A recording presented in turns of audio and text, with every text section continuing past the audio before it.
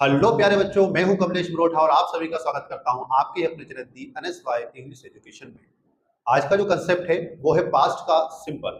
Past का simple में जो कंफ्यूजन होता है हिंदी में और इंग्लिश में बनाते वक्त, उसका आज हम बिल्कुल छोटे से ट्रिक के द्वारा उसको सोल्व करने का पूरा प्रयास करते हैं। आइए सीखते हैं पास्ट का सिंपल। चलिए बेटा, सामने आपको लिखा है पास्ट का सिंपल। पहले तो अपन इसकी पहचान करेंगे, ठीक है। तो पास्ट का सिंपल जब भी होता है तो इसकी हिंदी पहचान में क्या होता है, आइए होता है। क्या होता है भैया? आइए। सर आइए और जाइए ये कहां से आ गया? अरे आइए का मतलब सुनिए जरा, ऐसा शब्द, ऐसी वर्ब जिनके आखिरी में वो शब्द आ से खत्म हो जाए, ई से खत्म हो जाए या ए से खत्म हो जाए, इसलिए उसका नाम मैंने आइए रखा है ना। आइए से याद रहेगा, जैसे आया, आई, आए, गया, गए, गए, बोला, बोली, बोले। इससे सेंटेंस जब खत्म हो जाता है तो उसी को कहते हैं पास्ट का सिंपल। ओके, क्या हिंदी की जो कंफ्यूजन वाला पहचान थी वो क्लियर हो गया? ठीक है ना बेटा। तो इसमें क्या आता है खास? आइए, आया, गया, बोला, सोचा, समझा, इस तरह से अपन को बनाना है। दूसरी बात, अब चलते हैं इसकी इंग्लिश की पहचान में। कहाँ में चलेंगे भैया? इंग्लिश पहचान में। अब इंग्लिश जब जानेंगे इसकी, तो इंग्लिश करते वक्त क्या करते वक्त इंग्लिश में कैसे पहचानेंगे भाई इसे कि पास्ट का सिंपल है? जब इंग्लिश को पहचानना पड़ेगा कि भाई ये पास्ट का सिंपल है या नहीं है, तो ध्यान दीजिएगा बेटा। तो सब्जेक्ट रहेगा, अगर सब्जेक्ट के बाद सेकंड फॉर्म लिखी है, कौन सी फॉर्म लिखी है? सेकंड फॉर्म, तो ये माना जाएगा कौन सा टेंस? पास्ट का सिंपल। जब जब सेकंड फॉर्म आती है उसे कहते हैं पास्ट का सिंपल। ये रही इंग्लिश के अफर्मेटिव रूल की पहचान। जब आप अफर्मेटिव सेंटेंस बनाओगे तो आपको लगाना है केवल सेकंड फॉर्म। ये क्लियर हुआ? ठीक है। दूसरा देखिए, लेकिन अगर आपको हेल्पिंग वर्ब की आवश्यकता पड़े तो क्या करोगे? तो पास्ट सिंपल के जब नेगेटिव सेंटेंस बनाते हैं या इंटरोगेटिव सेंटेंस बनाते हैं तो क्या करा जाता है?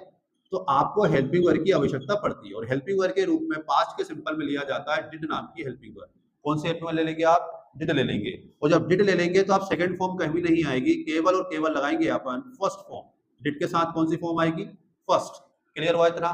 कोई परेशानी? पहले तो कंसेप्ट को समझिए। करना क्या? पास्ट का सिंपल वो होता है जिसमें सेकंड फॉर्म आती है। पास्ट का सिंपल वो होता है जिसके नेगेटिव रूप में समय डिड नाम की हेल्पिंग वर्ब लेनी है और वर्ब की फर्स्ट फॉर्म लगानी है। बस इतना सा नियम है। ओके, ये पास्ट का सिंपल खत्म होता है।